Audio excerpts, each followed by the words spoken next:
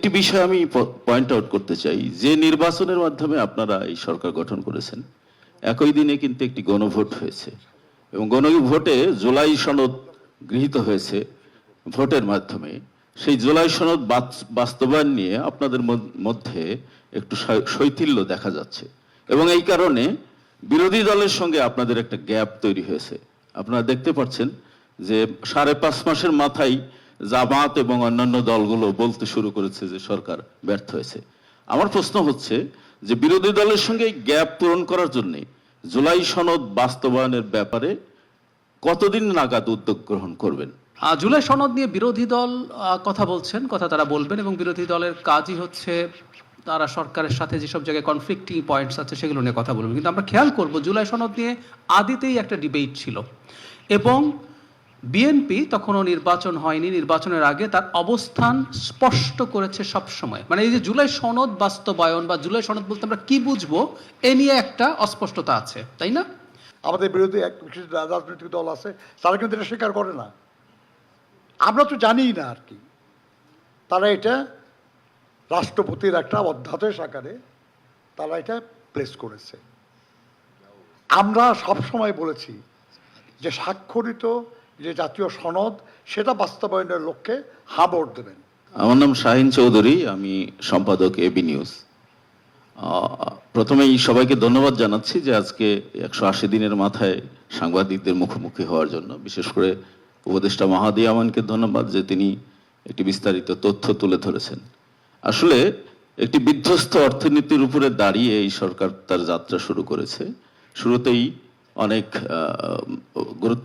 দায়িত্বশীল কাজ করেছে, সেটা আমরা জানছি, কিন্তু একটি বিষয় আমি পয়েন্ট আউট করতে চাই, যে নির্বাচনের মাধ্যমে আপনারা এই সরকার গঠন করেছেন, একই দিনে কিন্তু একটি গণভোট হয়েছে এবং গণভোটে জুলাই সনদ গৃহীত হয়েছে ভোটের মাধ্যমে।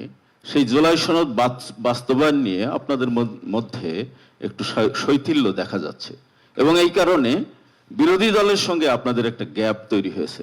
আপনারা দেখতে পাচ্ছেন যে 5.5 মাসের মাথায় জামাত এবং অন্যান্য দলগুলো বলতে শুরু করেছে যে সরকার ব্যর্থ হয়েছে। আমার প্রশ্ন হচ্ছে যে বিরোধী দলের সঙ্গে এই গ্যাপ পূরণ করার জন্য জুলাই সনদ বাস্তবায়নের ব্যাপারে কতদিন নাগাদ উদ্যোগ গ্রহণ করবেন? সবাইকে ধন্যবাদ।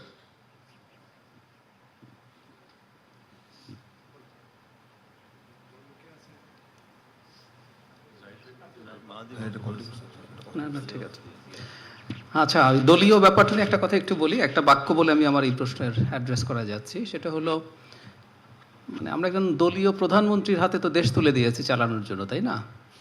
সো অন্যান্য জায়গায়ও দলীয় ব্যক্তিরাও নিশ্চয়ই ভালো করবেন এবং নজরুল ইসলাম খান যা বললেন সেটাই হচ্ছে ব্যাপার। উনারা কেমন করছেন, কোনো সমস্যা আছে কিনা সেগুলো রাদার আমরা নিয়ে আসবো।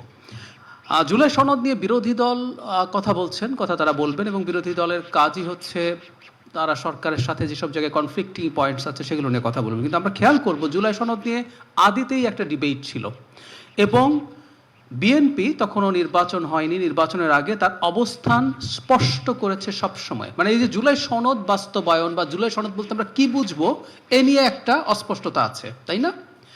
বিএনপি রিপিটেডলি বলেছে সংসদ ভবনের প্লাজায় যেদিন স্বাক্ষরিত হয়েছে তারিখটা সম্ভবত 17 বা 18 অক্টোবর তারিখ বলে বিএনপি বলে যে ওই তারিখে স্বাক্ষরিত জুলাই সনদ বিএনপি বাস্তবায়ন করবে। ওই একই জায়গায় বিএনপি আছে, সেটার জন্য যা যা করা প্রয়োজন সব কিছু করছে। ওটার মানেটা হচ্ছে ওখানে বিএনপির কিছু জায়গায় নোট অফ ডিসেন্ট ছিল। ওই সময়গুলোতে আমরা প্রচুর মিডিয়াতে কথা বলেছি। বিএনপির নোট অফ ডিসেন্ট নিয়ে অনেকের আপত্তি ছিল, অনেকের সমালোচনা ছিল, কিন্তু বিএনপি এই কথা কোনোদিন জানাতে কার্পণ্য করেনি যে এগুলো তার নোট অফ ডিসেন্ট। সে জনগণকে জানিয়েছে যে এগুলো সে করবে না, দ্বিমত প্রকাশ করছে। সো ওই নোট অফ ডিসেন্ট বাদ দিয়ে জুলাই সনদে আর যা যা আছে সব কিছু বিএনপি বাস্তবায়ন করবে। এর মধ্যে একটা বড় আলোচনা হচ্ছে সংবিধান সংশোধন নিয়ে। আপনারা জানেন এটার জন্য একটা কমিটি তৈরি করা হয়েছে, ওইটার প্রথম বৈঠক হয়েছে এবং এটা চলমান থাকবে। আমি রিপিট করছি, স্বাক্ষরিত জুলাই সনদ উইথ নোট অফ ডিসেন্টস। বিএনপির বক্তব্য এটাই ছিল, অন্যান্য দলেরও তো নোট অফ ডিসেন্ট ছিল, তারা যদি ক্ষমতায় আসতেন তারা তাদের নোট অফ ডিসেন্ট বাদ দিয়ে বাকিগুলো সংস্কার করে ফেলতেন। বিএনপিও সেটা করছে এবং আমি আপনাদের কাছে এক্সপেক্ট করব বিএনপি তার এই প্রতিশ্রুতি যেটা নোট অফ ডিসেন্ট, তার নোট অফ ডিসেন্টের বাইরের জিনিসগুলো সে করছে না, সেটা যদি হয় তাহলে বলবেন, এবং আমি বিরোধী দল যারা আছেন তারা তাদের রাজনীতি করুন, কিন্তু আমরা আশা করি জনগণ এই ব্যাপারটা বুঝতে পারছে। ধন্যবাদ। আসসালামু আলাইকুম। একটু 1 মিনিট। এই আমার কাছে খুব মানে বুঝতেই খুব কষ্ট হয় অনেক সময়, বিশেষ করে বিজ্ঞ সাংবাদিক বন্ধুরা আছেন এখানে, সমস্ত রেকর্ড তাদের কাছে আছে। এই ব্যাপারে বিশ্লেষণের ক্ষমতা আমাদের যে কারো চেয়ে তাদের কম না। জুলাই জাতীয় সনদের যে ডকুমেন্ট সরকার থেকে প্রকাশ করা হয়েছিল, যে ডকুমেন্টে বাংলাদেশের প্রায় উল্লেখযোগ্য সব রাজনৈতিক দলের প্রতিনিধিরা দস্তখত করেছেন, এবং দস্তখত করেছেন কোনো কক্ষে বসে না, জাতীয় সংসদের দক্ষিণ প্লাজায় জনগণের সামনে। আমি তো বিশ্বাস করি যে একটা রাজনৈতিক দলের জন্য এই ধরনের যে ডকুমেন্ট ঘোষণা, এটার মূল্য সবচেয়ে বেশি। কিন্তু আমরা দেখেছি যারা এই ডকুমেন্টের সিগনেচার করেছেন, সেই ডকুমেন্টের একদম প্রথম যেটা লেখা, সেটা হলো কেন এই জুলাই জাতীয় সনদ। সংবিধান সংশোধনের কথা বলা হয়েছে সংস্কারের লক্ষ্যে। আমরা দেখি বদলে গেছে, সংশোধন শব্দটা বড় অপছন্দ হয়ে যাচ্ছে, কিন্তু ওটা তারা দস্তখত করেছে সবাই। সবাই যেটা দস্তখত করেছে সেখানে বলা আছে যে যে কোনো আলোচনায় দ্বিমতের সুযোগ থাকে, কিন্তু সেই দ্বিমত সঠিক কিনা, গ্রহণযোগ্য কিনা, এটা বিচারের ভার জনগণের উপর। এই জুলাই জাতীয় সনদে এই কথাগুলি স্পষ্ট লেখা আছে যে যারাই যে বিষয়ে কোনো নোট অফ ডিসেন্ট দিয়েছে, এটা যদি তারা তাদের নির্বাচনী ইশতেহারে উল্লেখ করে জনগণের ম্যান্ডেটের জন্য পেশ করে, আর তারা জনগণের ম্যান্ডেট পায়, তাহলে তারা সেই অনুযায়ী বাস্তবায়ন করবে। এটা সকলের দস্তখত আছে। কোথায় আপনি সরে যাচ্ছেন কেন? আপনি যা দস্তখত করছেন ওখান থেকে সরে যান। আর আমাদের কয়েকজন এক্সপার্টরা তারা একটা ড্রাফট করলো, যেখানে যা ডিসিশন হয় নাই সেটাকে ডিসিশন বলে বলা হলো, ওটা পছন্দ করতেছেন। কখনো স্বীকার করেন না যে গণভোটের যে ডকুমেন্ট, সেই ডকুমেন্ট আপনাদের সঙ্গে পরামর্শ করে করা হয়েছে।